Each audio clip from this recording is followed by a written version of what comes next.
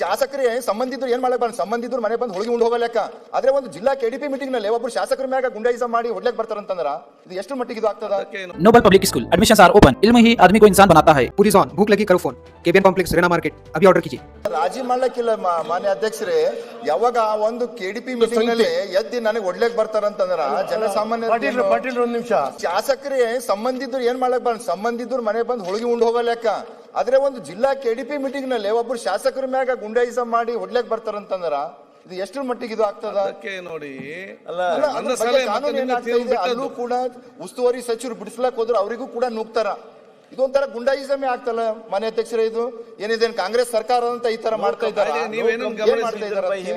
School style cancel. यहाँ learning मिलती है क्रिएटिव ट्विस्ट के साथ। Knowledge park the creative school. Creativity is our subject. Sagge hospital fertility and mother care hospital and scanning centre near bus stand Basava Kalyan.